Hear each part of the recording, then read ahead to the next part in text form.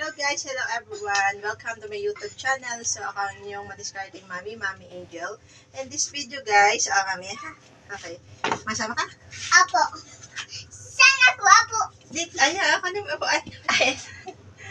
In this video guys, yun na i-share ko sa inyo isang discarded tips na naman ni Mami Angel.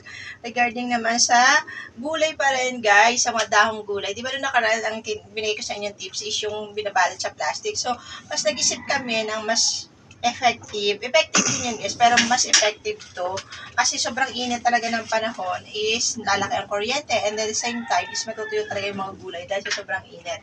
So ngayon guys, ang ginawa namin is gumawa or humanap kami ng isa pang alternative na paraan para mapanatiling fresh ang ating mga dahong gulay. So eto na nga siya guys, kung makikita ninyo sa likod ko. Bibitulo mo.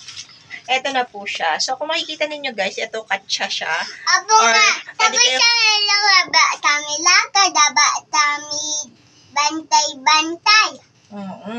Tapos kung makikita ninyo guys, itong katsa na to, or pwede kayo gumamit ng kahit patentela, kahit anong tela, basta basahin nyo lang. Tapos sila kami tinda, bilhin kami tinda. Sarado na kami.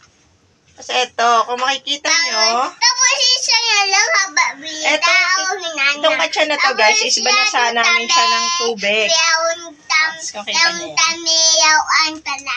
Tapos sila tamiyawan, tapos tuwa tamiyawan, tapos bili ako wawan, tapos yan ako tinda. Nagatinda ka. Okay. Tapos ito guys, yung mga dahong gulay na to, binabasa muna namin yan or spray namin siya ng water para pag nilagyan namin siya nito is basa pa rin.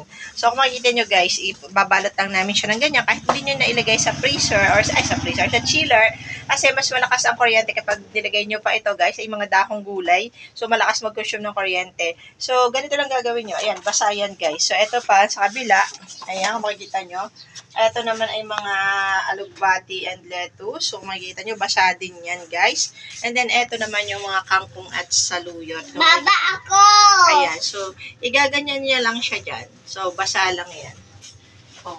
Baba ako. So, kapag dating na guys, ng kinabukasan or hapon or kailan nyo bukalatin, makikita ninyo fresh pa rin yung mga dahong gulay at hindi nyo na kailangang gumamit ng maraming kuryente. Katsa lang. Ito lang, tela lang or kahit anong gamitin nyo na basa. Pwede na guys. So, effective talaga to.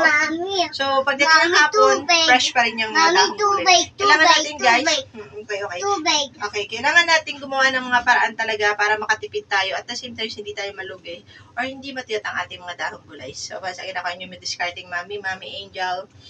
Lagi nag-iwan ng katagalan kapag may tiyaga, may nilaga. Thank you for watching guys. And this is Baby Caleb. Sabi mo, bye everyone. Bye everyone. Bye. Halika na.